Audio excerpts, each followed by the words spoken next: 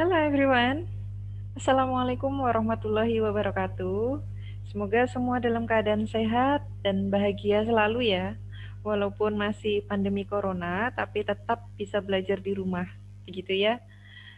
Dan hari ini, selamat pagi, selamat siang, selamat sore, dan selamat malam. Saya hadir lagi untuk kita bisa membicarakan bersama tentang mata kuliah bahasa Inggris kita, ya. Yang hari ini kita akan berbicara di Unit 4. Oke, on Unit 4, we will discuss about consumer behavior. Apa itu consumer behavior? Consumer behavior adalah tentang perilaku konsumen ya, yang secara spesifik nanti akan kita bicarakan bersama detail-detailnya begitu ya, tentang satisfaction, dissatisfaction, kemudian complaining gitu kan. Kadang-kadang konsumen itu tidak hanya merasakan puas saja ya menggunakan produk dari eh, orang lain, tapi juga kadang-kadang pernah ya kalian merasa juga tidak puas akan produk yang sudah kalian gunakan. Lalu ketika merasa tidak puas, kalian ingin sekali bisa komplain. Kalian ingin sekali bisa protes. Mengapa produk yang saya gunakan ini tidak sesuai dengan harapan saya? Pernah ya? Oke, kita akan belajar bersama, tapi kali ini kita akan belajar dalam bahasa Inggris. Not only in bahasa as usually you do. Oke. Dan beberapa menit ke depan saya akan dibantu dengan video-video yang saya rasa ini akan membantu kita supaya kalian juga tidak jenuh, begitu ya. Supaya kalian lebih bersemangat lagi belajarnya, maka tidak hanya dari saya pribadi yang memberikan, tetapi juga video-video yang akan saya tampilkan. Oke, yuk lanjut kita langsung aja belajar bareng ya.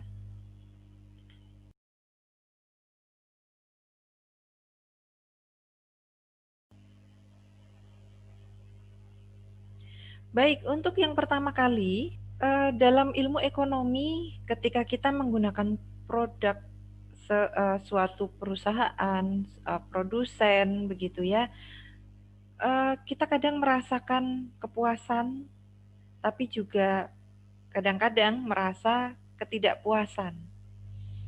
Dalam bahasa Inggris, kita sebut dengan satisfaction atau kepuasan dan dissatisfaction atau ketidakpuasan. Oke, di halaman 69 di lembar yang sudah kami kirimkan di Google Classroom itu sudah ada contoh untuk percakapan tentang satisfaction and dissatisfaction. Namun, yang ingin saya sampaikan kali ini adalah tentang ekspresinya. Bagaimana sih caranya mengungkapkan, oh iya, saya puas, atau saya tidak puas. Itu gimana caranya? Ada beberapa pernyataan yang sering kali digunakan oleh para konsumen. Saya akan berikan contoh untuk ekspresi kepuasan atau expressions of satisfaction. Jika kita puas terhadap sesuatu hal, terhadap suatu produk yang kita gunakan, maka kalimat beberapa yang saya bacakan ini akan sering kita ucapkan. Sampaikan kepada produsen, sampaikan kepada perusahaan atau pemberi barang atau jasa gitu yang kalian rasa puas. Misalnya dengan kalimat ini, I'm very pleased with, atau I'm so happy about this, atau what a beautiful blah blah blah. It is a great pleasure that blah blah blah. It gives me great satisfaction that blah blah blah. I'm really satisfied. That is wonderful. Atau it's really delighted. Oke ya, itu contoh-contoh untuk expressions of satisfaction. Para mahasiswa, kalian bisa membaca juga di halaman 70 yang sudah saya bagikan di classroom. Oke. Kemudian untuk responsnya, misalnya sekarang keadaannya berbalik. Ketika tadi kalian menjadi konsumen yang merasakan barang atau jasa tertentu dari produsen yang lain, begitu ya, maka sekarang kalian berubah menjadi produsennya. Sehingga ketika ada konsumen yang menyampaikan kalimat pernyataan yang tadi di depan sudah saya contohkan, ekspresi responsnya adalah thank you atau the same with me atau oh I see. Itu contoh-contohnya ya untuk memberikan respons atas rasa kepuasan yang diberikan oleh konsumen kepada kita. Oke, itu untuk expressions of satisfaction. Selain ekspresi dari kepuasan, unsur lain begitu ya yang ada di consumer behavior atau perilaku konsumen itu adalah ketidakpuasan dan ekspresinya juga bermacam-macam seperti expressions of satisfaction tadi yang saya contohkan. Oke, kita akan pelajari sama-sama. Contoh-contoh untuk ekspresi ketidakpuasan. Misalnya kalian merasa tidak puas begitu ya untuk produk yang sudah kalian gunakan. Kira-kira apa yang ingin dikatakan? Banyak sekali pasti ya. Kali ini kita belajar dalam bahasa Inggris. Kalian bisa menyampaikan dengan I'm really disappointed with bla bla bla. It is disappointing that what an awful bla bla bla. Jadi ada kalimat penerusnya ya. What a terrible bla bla bla. Atau I feel disappointed. Saya merasa tidak puas. I am extremely displeased. Atau it's not as good as I thought. I'm not happy about it. I can't think of anything better. Itu contoh-contohnya untuk ekspresi ketidakpuasan. Jadi kalau kalian merasa tidak puas terhadap sesuatu, kalian bisa gunakan contoh-contoh kalimat pernyataan yang tadi saya sampaikan. Kemudian untuk responsnya, jika kalian bukan berada sebagai posisi konsumen, jika kalian adalah produsen, maka respons yang bisa diberikan adalah I see. I'm sorry to hear that. I look into it. I'll see what I can do about it. I'll try and take care of it. Ya, ini contoh-contohnya sudah tertera semuanya di buku atau pernyataan atau materi yang saya bagikan. Kalian bisa membaca kembali. Atau saya akan maksimalkan di video ini supaya kalian tanpa melihat buku pun kalian sudah bisa ya mengetahui ekspresinya seperti apa saja gitu. Baik, itu tadi untuk ekspresi kepuasan dan ketidakpuasan. Ternyata banyak sekali dan hati-hati untuk ekspresi kepuasan dan ketidakpuasan ini harus diperhatikan sekali untuk kalimatnya, pengekspresiannya. Oke ya. Baik, kita lanjutkan untuk consumer behavior atau perilaku konsumen yang berikutnya. Berbicara mengenai kepuasan, di awal tadi kita berbicara tentang kepuasan ya. Ada cara mengukurnya, mengukur bagaimana konsumen ini bisa merasa puas atau tidak puas gitu. Di halaman 71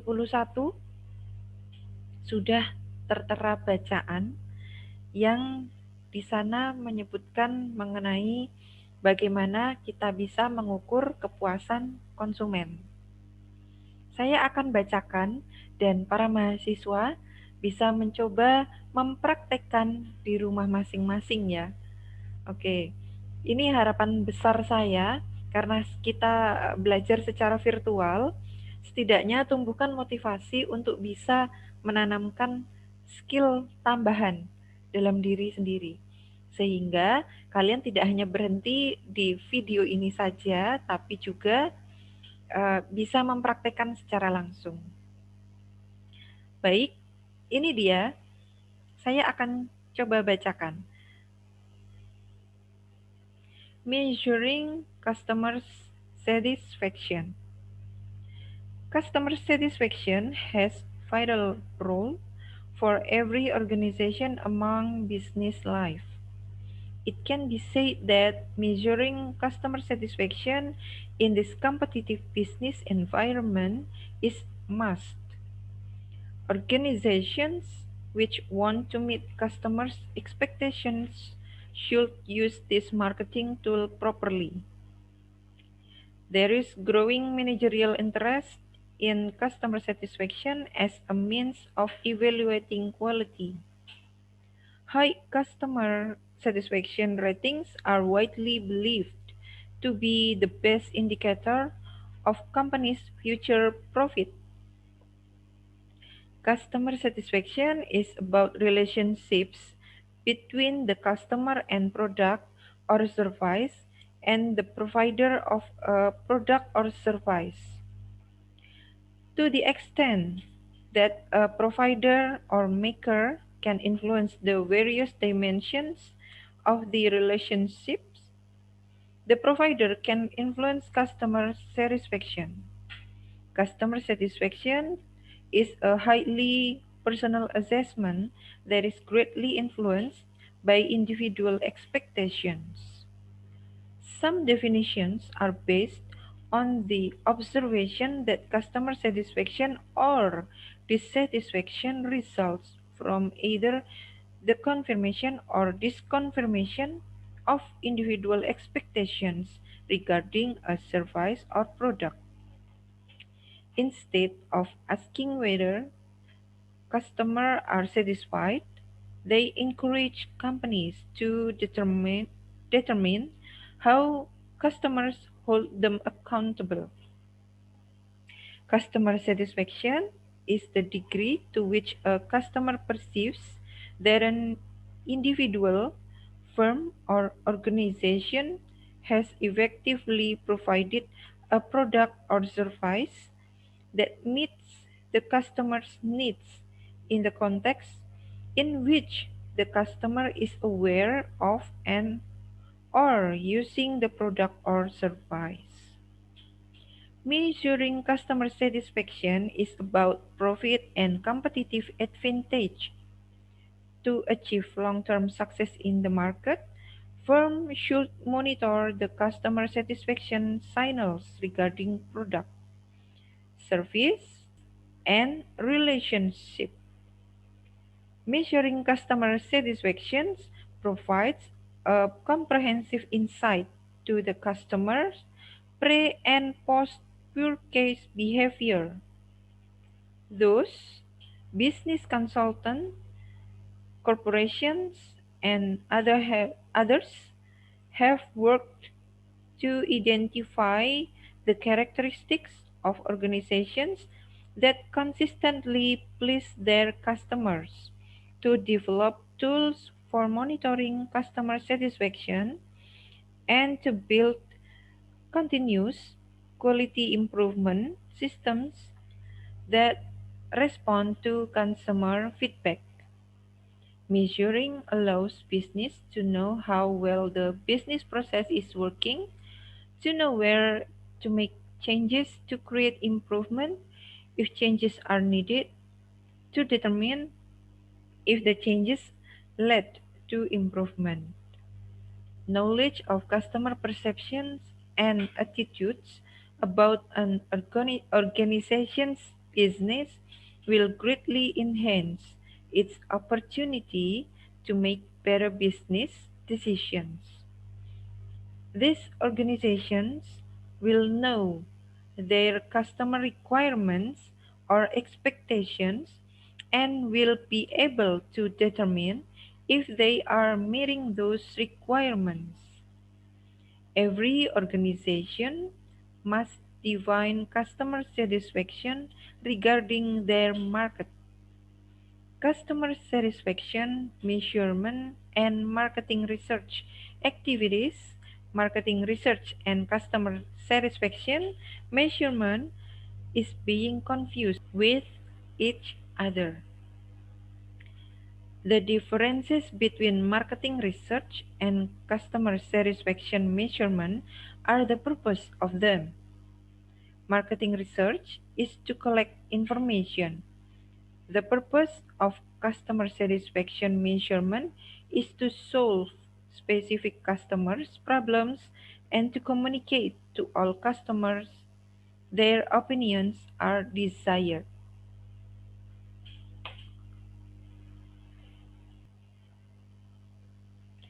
Ya, itu tadi reading yang sudah saya bacakan.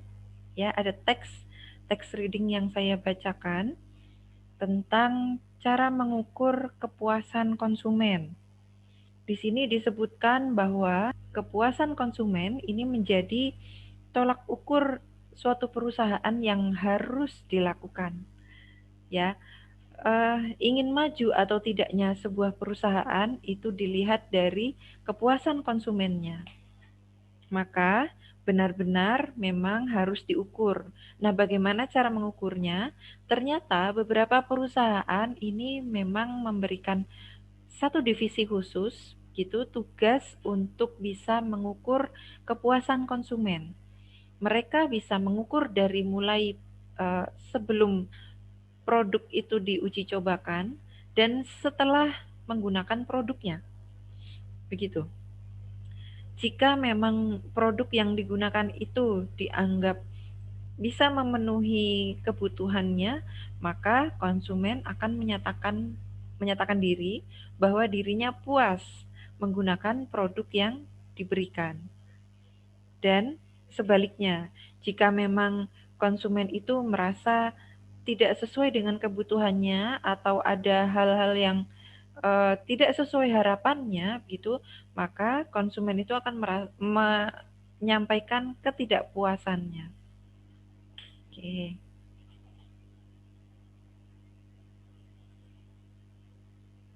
Baik, secara garis besar seperti itu. Untuk bisa mengukur kepuasan konsumen seperti apa, jadi para mahasiswa yang punya usaha di rumahnya, di luar sana, dan ingin mengukur sampai sejauh mana kepuasan konsumennya, silakan bisa dengan cara yang diberikan di teks yang sudah saya bacakan tadi ya. Oke, kita lanjutkan. Bahasan selanjutnya adalah tentang bagaimana cara kita melakukan komplain ketika konsumen merasa eh, tidak puas begitu atas produk barang atau jasa yang dia gunakan, maka dia akan berupaya untuk melakukan protes. Dia akan mencoba untuk melakukan komplain. Nah, di sini kita akan belajar tentang bagaimana cara membuat surat komplain. Oke ya, jadi komplain itu kan bisa dilakukan dengan berbagai cara, ya. Bisa jadi kalau mahasiswa dengan demo, dengan unjuk rasa gitu ya. Nah, bisa juga jika kita masuk dalam suatu perusahaan atau institusi atau instansi tertentu, ketika kita merasakan ketidakpuasan, kita bisa mengirimkan surat komplain atau dalam bahasa Inggris disebut dengan complaint letter. Sebelumnya, saya akan membacakan sebuah teks dulu tentang writing a complaint. Di halaman 74 itu sudah ada teks yang saya akan coba bacakan sekarang. Tolong diperhatikan. Writing a complaint. The function of complaint letter is to change an unacceptable situation. It is much more work to compose a letter than to make a phone call. People getting complaint letters know this. They actually read complaint letters, unlike voicemail, that is often ignored. Complaint letters are often written to businesses, organizations, government agencies, schools, and news departments. It is important to write a clear and concise complaint letter and distribute it to everyone who can resolve the problem based on the letter. It is vital that a complaint letter clearly describes why you write a complaint letter. Do not be bitter or long-winded. State the facts without anger. Describe per case. Include the name of product, serial number, include the date and place of your case. Enclose copies of documents, but never send originals. Next, give the people whom you are complaining to give a way out. Offer possible solutions for your problem as a consumer. Make this reasonable, like asking for a refund or credit if it can be the way to satisfy you. If the problem still is not resolved, try your local consumer protection agency or other helpful organization. Ya, itu tadi bacaannya. Jadi ini ternyata membicarakan atau membahas tentang tata cara untuk bagaimana kita mengajukan komplain terhadap suatu produk, baik itu barang maupun jasa. Dimulai dari paragraf yang pertama, komplain letter ini atau surat komplain ini bertujuan untuk supaya kita bisa mengubah situasi yang rasanya tidak kita terima. Biasanya surat komplain ini lebih bisa diterima, lebih lebih dibaca gitu daripada jika kita mengajukan komplain dengan menggunakan telepon. Biasanya juga surat komplain ini ditulis untuk hal-hal yang bersifat bisnis, kemudian organisasional, biasanya menggunakan komplain letter juga. Kemudian agensi perusahaan gitu ya, sekolah-sekolah dan departemen-departemen yang memberikan informasi tentang pemberitaan gitu. Sangat penting ya, sangat penting mungkin bagi kalian yang nantinya menuliskan surat komplain terhadap perusahaan atau institusi yang saya sebutkan tadi. Sangat penting untuk bisa menuliskan dengan cara jelas isinya apa yang ada di komplain Anda. Supaya orang yang membaca di perusahaan atau institusi tersebut benar-benar percaya, kemudian juga yakin dengan komplain yang kalian ajukan. Secara vital gitu, di dalam surat komplain itu tertera mengapa kalian mengajukan komplain. Deskripsikan apa yang terjadi, apa yang menyebabkan ketidakpuasan. Tapi jangan terlalu panjang dan jangan terkesan kalau kalian sedang marah-marah gitu. Perlu juga dideskripsikan tentang misalnya produk gitu ya, produknya apa, serinya berapa, kemudian juga termasuk tanggal dan tempat produksinya, termasuk ini juga salah satu hal yang penting, lampirkan juga tentang kopi, mungkin fotokopi, berkas begitu ya, yang memang dibutuhkan, tapi jangan berikan yang original gitu. Jadi misalnya membeli susu susu kaleng ternyata sudah basi dan ingin dikomplainkan gitu ya, silakan bisa difoto mungkin expired date-nya begitu kan, kenapa masih dijual, atau expired date-nya masih ada tapi sudah terasa basi, silakan ini bisa menjadi kopian gitu. Tapi untuk yang aslinya sebaiknya tidak dibuang atau tidak dikirimkan gitu. Kemudian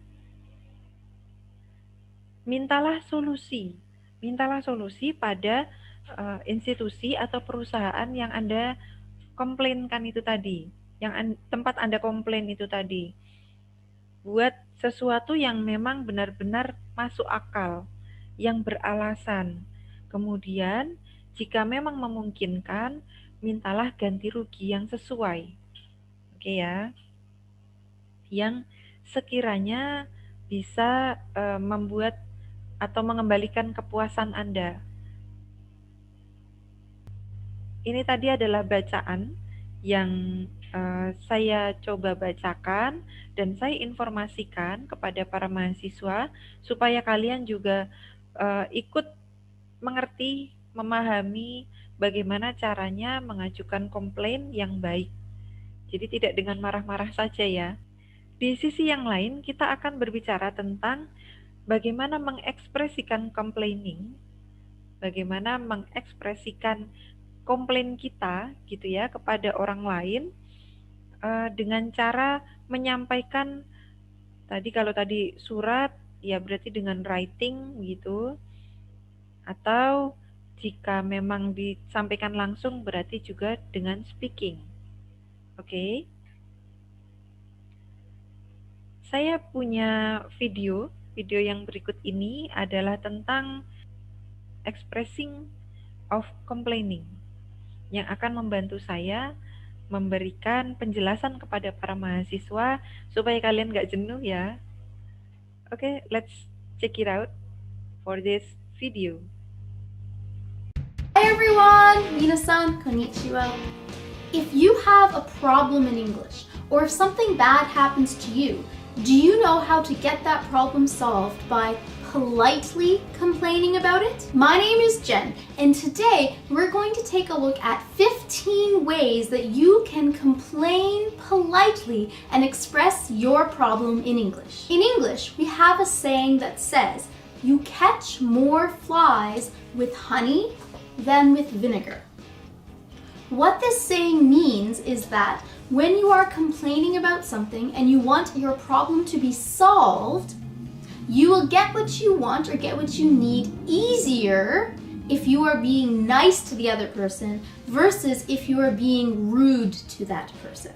Okay? So when you are complaining in English, it's very important that you are still polite. Yes, you have a problem, there's a fly in your soup, whatever the problem is, you need to express it in a polite way so that you can get the problem fixed.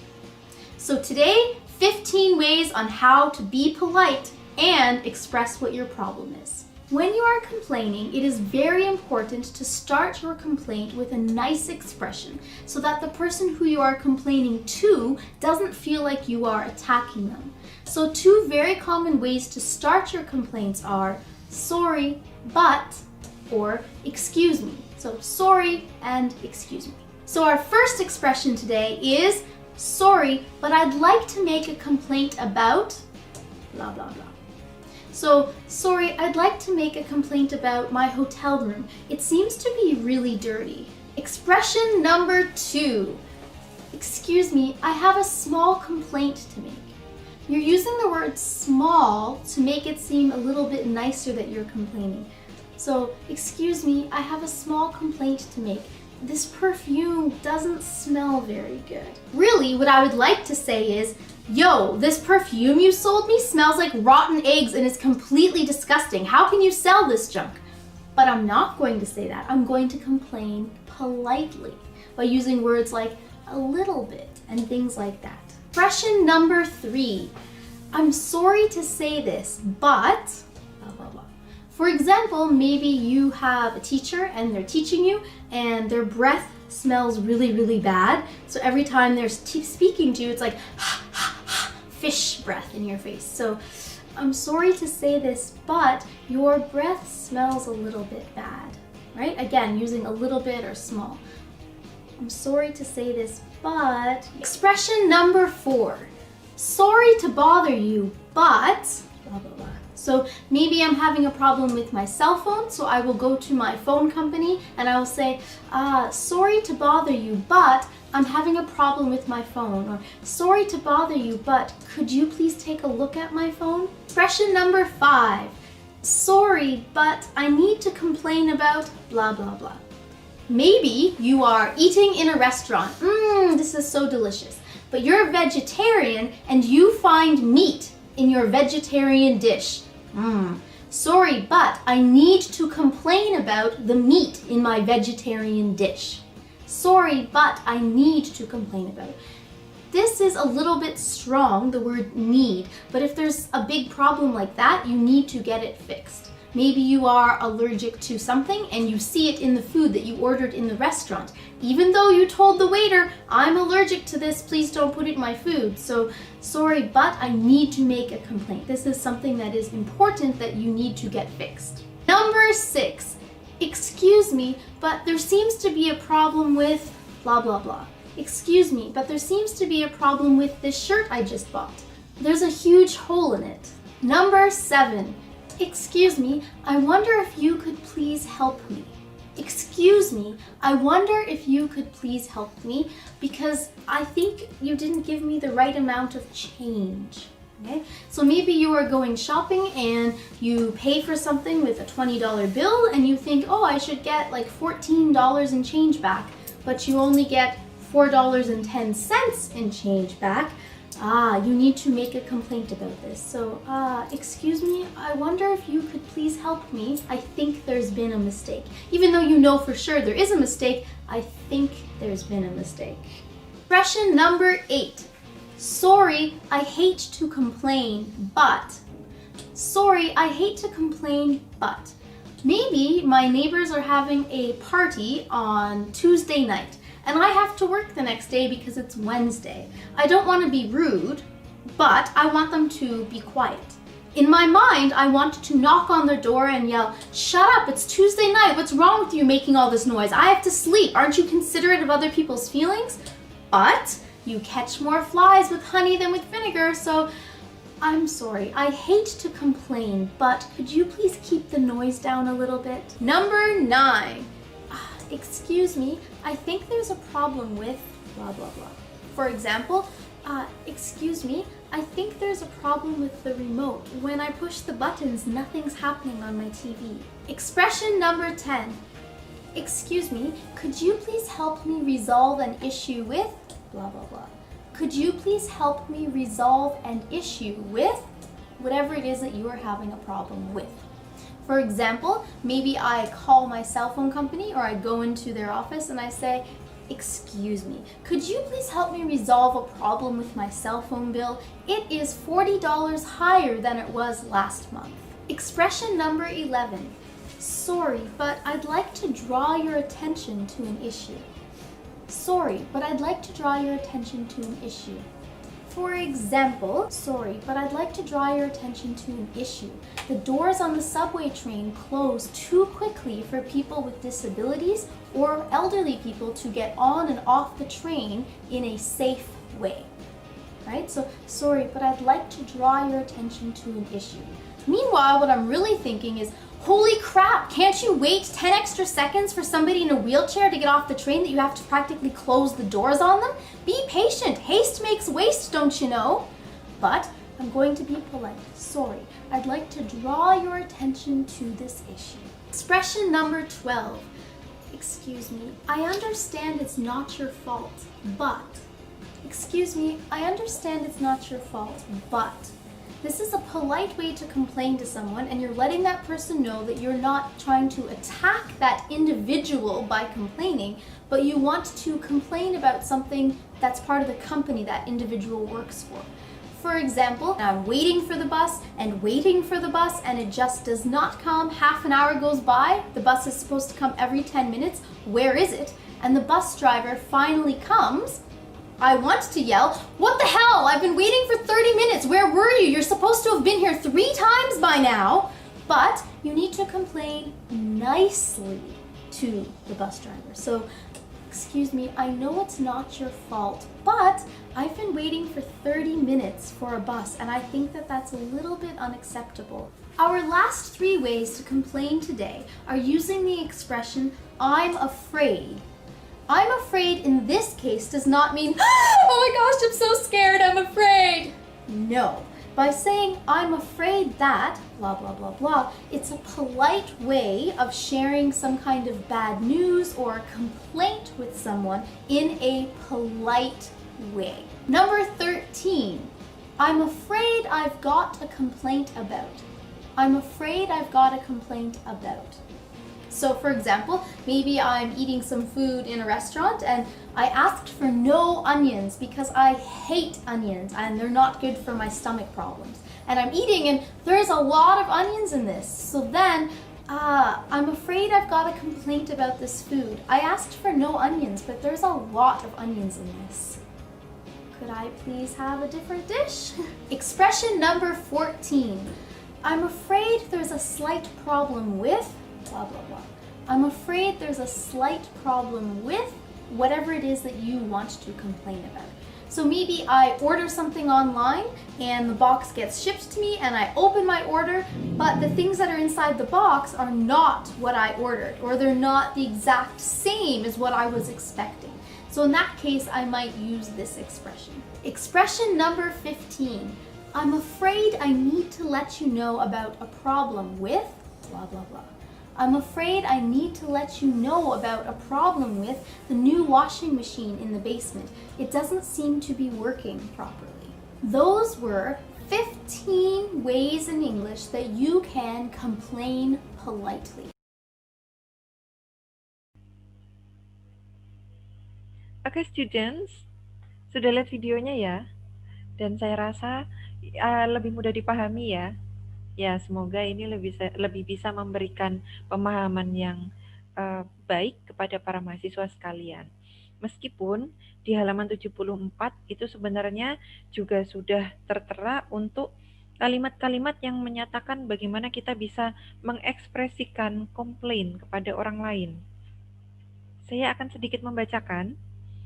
Contohnya, ada kalimat I'm writing to express my dissatisfaction with blah blah blah. I'm writing to complain about. Please note that the goods we ordered on date have not yet arrived. We regret to inform you that our order on blah blah blah is now considerably overdue. Or, excuse me, but there is a problem about blah blah blah, gitu ya.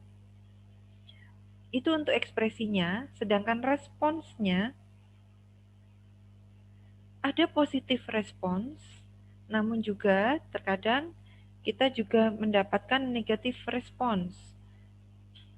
Contoh untuk positif responsnya adalah I'm so sorry, but this will never occur or happen again. I'm sorry, we promise never to do same mistake again. I'm really sorry, we will do our best not to do the same mistake again. Atau dengan negatif respons, kita mungkin pernah mendengar, we are sorry but the product is just alright. Atau, sorry, there's nothing we can do about it. Jadi kadang-kadang negative responses ini digunakan untuk komplain-komplain yang dianggap sudah tepat menurut perusahaan atau institusi yang mengeluarkan gitu. Next, I will invite you to write a complaint letter. Ya, mari kita coba untuk bisa menulis complaint letter.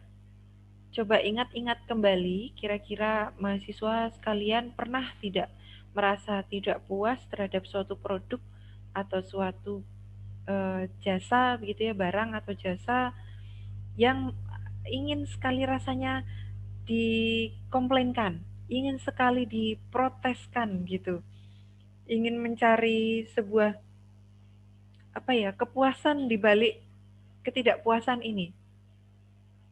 Di halaman 75 sebenarnya sudah ada contoh untuk a complaint letter-nya. Namun saya berharap sekali para mahasiswa sekalian di rumah bisa mempraktekkan bagaimana cara membuat complaint letter yang baik gitu ya, supaya skill kalian juga bertambah. Baik. Untuk complaint letter di sini saya akan membahas sedikit. Dalam sebuah lembar surat komplain, silakan para mahasiswa mengawali dengan nama.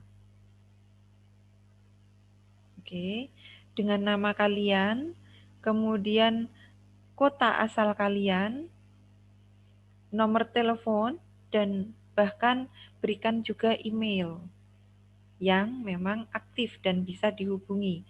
Fungsinya adalah untuk bisa mendapatkan kembali balasan atau respons dari perusahaan atau institusi yang kalian komplainkan gitu.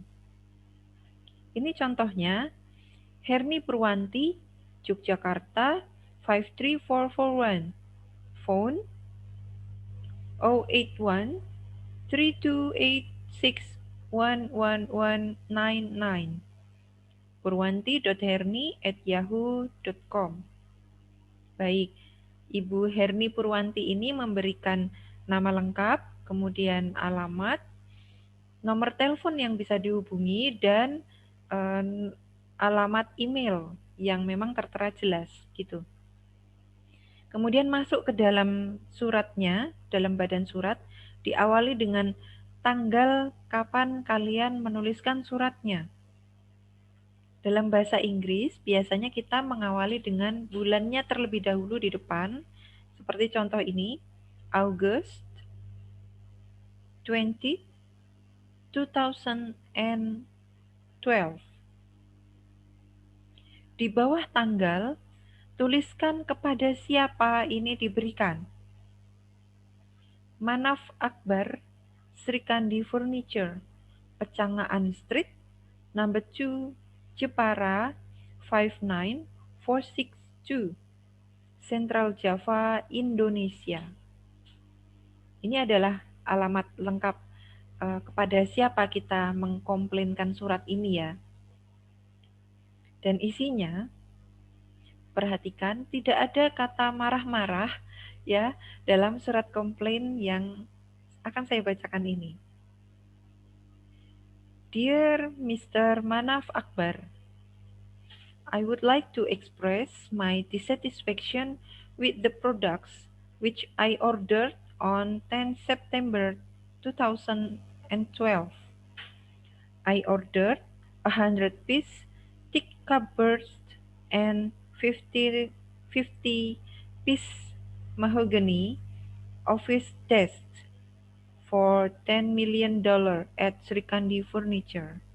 Unfortunately, we have not received the thick office cupboards which were part of this order, so your service was inadequate because of the problem.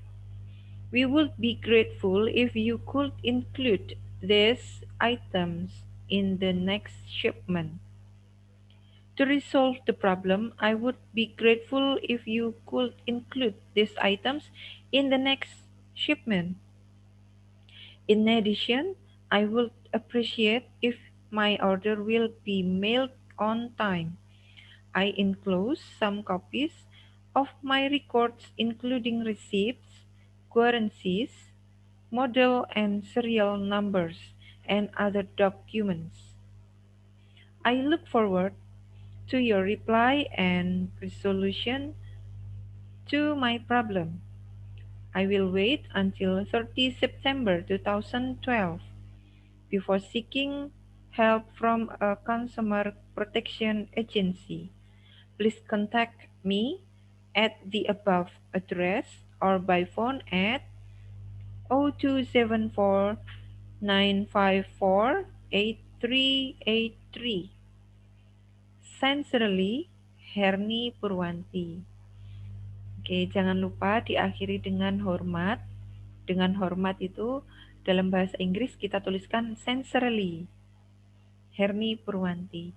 Ini adalah contoh untuk surat komplain yang ditulis dalam bahasa Inggris dan diberikan kepada perusahaan atau produsen yang membuat kita merasa dissatisfaction atau ketidakpuasan, merasa tidak puas. Baik, para mahasiswa bisa ya mencoba untuk praktek di rumah. And now, for the last, kita akan belajar tentang grammar. Ya, kita akan belajar 2 grammar sekaligus. Yang pertama adalah present perfect dan present perfect continuous tense. Nah, ini dia 2 tenses ini akan saya berikan dengan memberikan video kepada para mahasiswa. Semoga bisa mudah dipahami. Dan saya carikan video yang menarik untuk kalian bisa belajar supaya tidak bosan hanya melihat saya saja ya. Oke, let's check it out for the videos.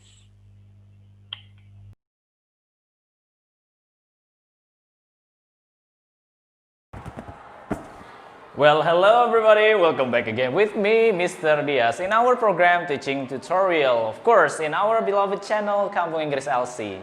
So guys, today we're going to study about the next tenses in grammar, that is present perfect. Because on my last 2 videos, we have studied about simple present and present continuous. So we are going to continue our lesson exactly in tenses. So, here it is, present perfect, and I'm going to explain you in bahasa to make you easy to understand. So guys, I'm going to explain you. The first is about the function. Oke, so pertama saya akan jelaskan dulu apa fungsi dari present perfect sendiri. Nah, function adalah present perfect aktivitas yang sudah atau belum kita lakukan atau belum terjadi, sudah atau belum terjadi dengan waktu yang tidak begitu jelas atau tidak terlalu jelas. Nah ya, oke, jadi dia hanya menyatakan aktivitas itu sudah atau belum dilakukan. Oke, jadi itu functionnya. Oke, kita analisa dulu dari namanya present perfect. Present itu waktunya sekarang dan perfect itu adalah sifatnya, yaitu perfect, sempurna ya. Oke, atau sudah dilakukan. Nah, jadi itu tadi penjelasannya. Oke, untuk time signalnya dalam present perfect yang pertama bisa kita gunakan ever. Ever itu artinya pernah, atau kebalikannya never, tidak pernah. Ada already untuk penegasan dari kata sudah itu tadi, dan yet, belum. Terus ada kata still, itu artinya masih, dan juga ada just ya. Just itu artinya baru saja. Oke? So, form bentuknya. Oke, bentuk dari present perfect pertama kita bisa menempatkan have atau has, atau kita we're going to mention have or has at the beginning. After mentioning the subject, you must give have or has. Oke, jadi kalian harus menambahkan atau memberikan have atau has setelah kata itu, setelah subject. Nah, terus kita menggunakan verb yang di sini, yaitu verb 3. Oke, verb 3. Jadi dalam present perfect itu verb yang kita gunakan adalah verb 3 ya. Oke, di sini sudah ada beberapa subjek yang sudah saya tuliskan. Ada I, you, we, they, she, he, it. I, you, we, they, she, he, it. Nah, di sini dari seluruh subjek ini akan kita bagi menjadi dua tipe. Yang pertama ada are you with they, itu dia memakai have.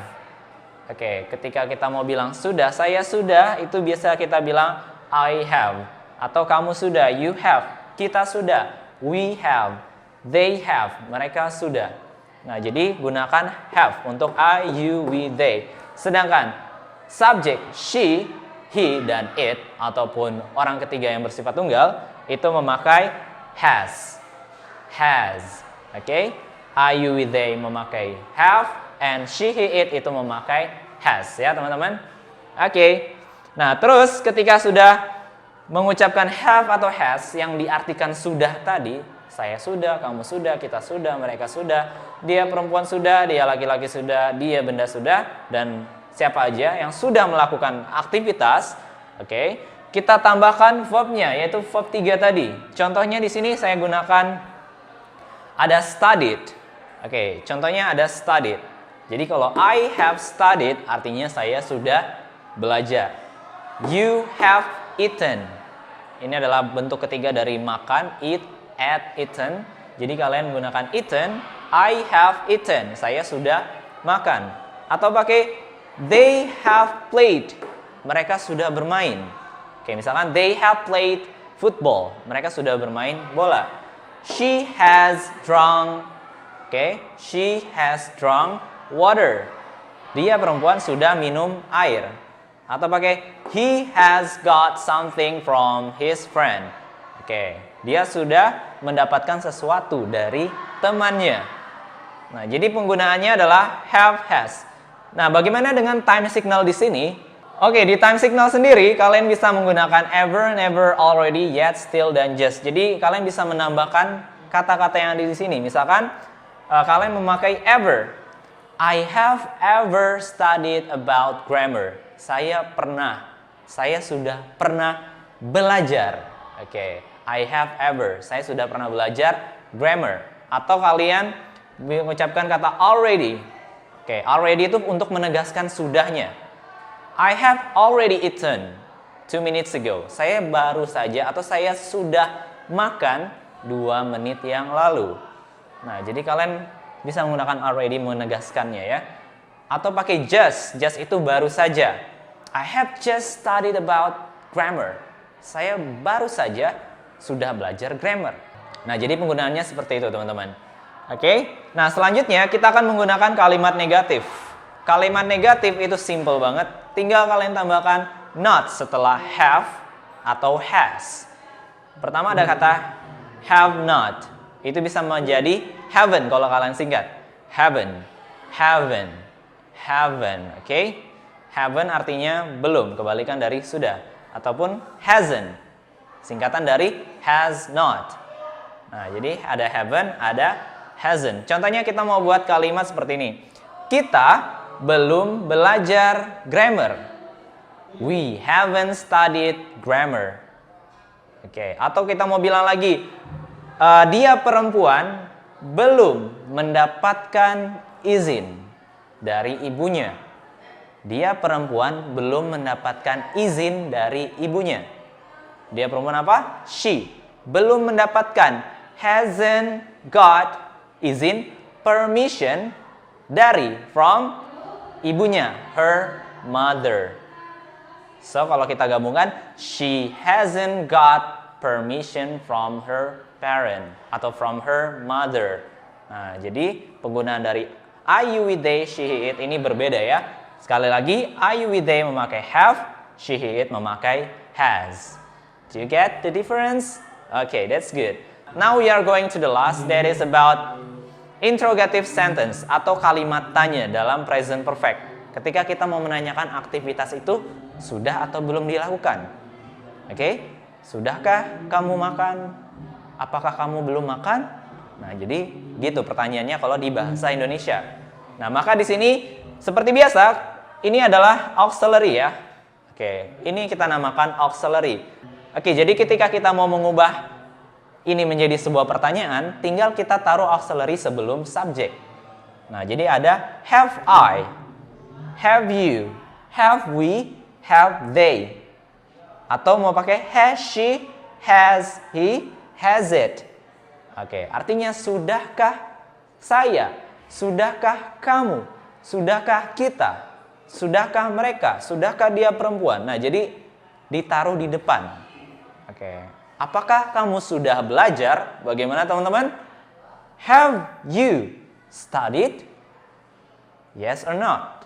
Oke, jadi ketika kita mau tanya lagi, sudahkah dia perempuan makan nasi? Has she eaten rice? Oke, paham? Satu contoh lagi, kalian buat ya, atau kalian jawab pertanyaan saya. Misalkan kita mau bilang, sudahkah mereka bermain bola? Jawabannya apa teman-teman? Have they played football? Jadi seperti itu penggunaan dari present perfect. Oke, aktivitas yang sudah atau belum dilakukan. Oke, jangan lupa ada time signalnya. Ini bisa kalian tempatkan di setelah have atau has. Oke, contohnya kayak yet di konteks negatif karena artinya belum ya. Misalkan kalian bilang, I haven't studied yet. Nah, yet ini menegaskan belumnya. Bisa kalian taruh di belakang. Atau contohnya seperti ini, she hasn't come here yet. Dia belum ke sini. Nah, jadi penggunaannya seperti itu teman-teman. I, we, they, she, he, it. Do you get the difference? Tapi biasanya kesalahan itu ada di penggunaan verb 3. Nah, kebanyakan kita nggak tahu verb 3-nya ini apa, verb 3-nya makan apa, verb 3-nya belajar apa, verb 3-nya bermain apa. Nah, biasanya kesalahannya di situ atau kita bingungnya di situ. So that's why you need to study more about verb 1, verb 2, and verb 3. Nggak ada jalan lain selain kalian menghafal atau lebih tepatnya melafalkan. Oke, ketika kalian sudah hafal, otomatis dilafalkan. Dicontohkan ke speaking kalian pastinya. Dengan practicing all the time, you can make it better. Kalian bisa tahu banyak verb 1, verb 2, and verb 3. Okay, any questions so far? I think no. I guess you have already understood about this. Itu penggunaannya present perfect. Okay, kalian sudah mengerti. Okay, if there is no question, so I'm going to close this program because the time is up, time is over. See you next time and see you another time. And the last I say, hasta la vista.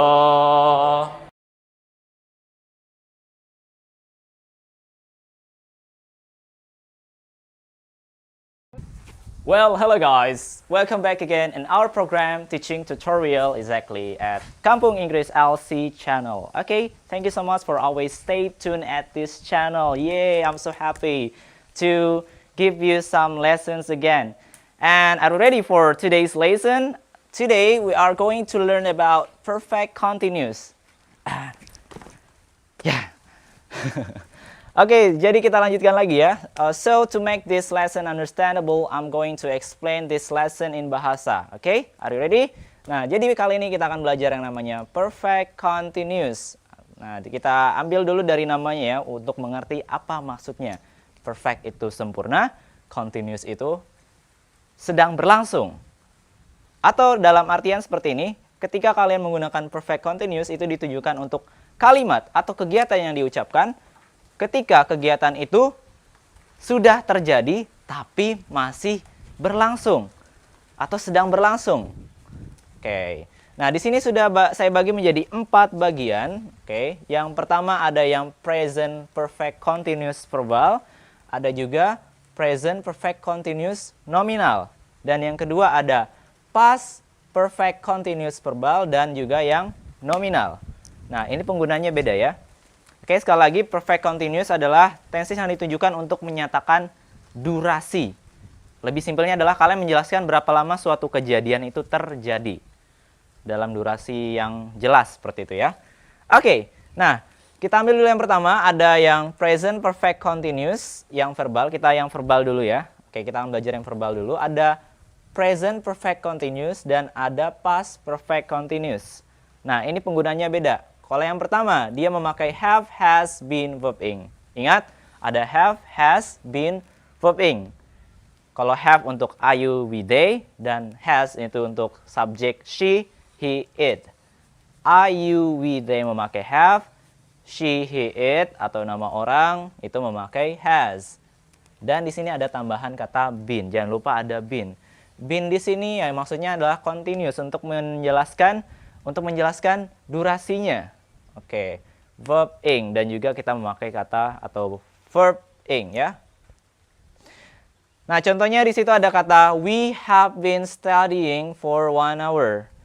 We have been studying for 1 hour. Maksudnya apa? Oke, kita sudah belajar selama 1 jam. We have been studying for 1 hour. Kita sudah belajar selama 1 jam. Otomatis ketika teman-teman bilang kalimat ini, kalian itu sudah belajar selama 1 jam, tapi masih berlanjut lagi. Oke, karena misalkan durasi belajar kalian itu 1,5 jam, dan kalian sudah belajar 1 jam. Terus teman kalian ada yang nelpon misalkan, kamu lagi apa misalkan kayak gitu. Atau kamu sudah ngapain di situ? Oh, saya sudah belajar selama 1 jam dan masih ada setengah jam lagi sisanya. Paham nggak? Oke, sekali lagi intinya hanya menjelaskan durasi, tapi masih ada lanjutannya seperti itu. Belum selesai kegiatannya. Oke? Nah, berbeda sama yang di bawah, yaitu past perfect continuous. Dia memakai had, oke? Semua subjek memakai had, dan juga sama ada been, verb ing. Contohnya saya balik, kalau tadi ada we have been, sekarang ada we had been studying for 1 hour. Di sini ada dijelaskan kata yesterday. Oke, maksudnya apa? Ya sama juga tadi, kita sudah belajar selama 1 jam. Oke, tapi ada keterangan yesterday, kemarin. Otomatis kalian hanya menjelaskan atau explain about how long that event happened. Jadi berapa lama kejadian itu terjadi di waktu lampau. Otomatis ketika kalian bilang we had been studying for 1 hour, itu kalian sudah nggak belajar lagi saat ini. Kalau yang di atas tadi, kalian sudah belajar tapi masih belum selesai. Kalau ini kegiatannya sudah selesai dan posisi kalian sekarang hanya menjelaskan durasinya berapa lama. Oke, paham? Can you understand it? Oke, good. Oke, kita lanjut lagi ke yang nominal. Nah, nominal ini sangat berbeda ya. Jadi kalau tadi setelah been itu memakai verb ing, nah kalau di sini kita memakai adjective, noun, dan adverb. Ana atau disingkat ana, adjective, noun, adverb. Adjective itu kata sifat, and itu adalah noun, kata benda, dan adverb itu adalah kata keterangan, teman-teman. Juga sama kalau dia present itu memakai have atau has. Contohnya di sini she has been my best friend since 2009. She has been my best friend since 2009. Dia sudah menjadi temanku sejak 2009. Dia sudah menjadi temanku sejak 2009. Otomatis kalau kalian bilang has been my best friend since 2009, dia sudah menjadi sahabat kalian dan masih akan menjadi sahabat untuk selanjutnya. Kalau kita balik misalkan pakai yang di bawah, she had been. Nah, di sini pakai had been. She had been my best friend since 2009. Sudah bisa mengerti apa bedanya ketika teman-teman bilang she had been my best friend since 2009. Teman kalian bukan sahabat kalian lagi ya. Dia itu sudah bukan sahabat lagi, hanya menjelaskan berapa lama kalian bersahabat.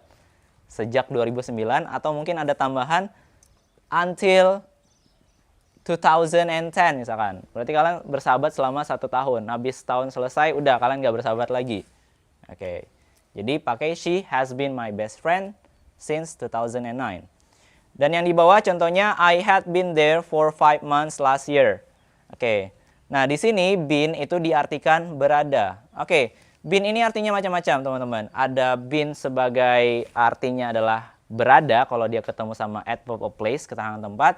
Bisa juga artinya menjadi kalau dia ketemu sama noun. Contohnya ya ini tadi, she has been my best friend. My best friend ini adalah noun, maka dia sudah menjadi.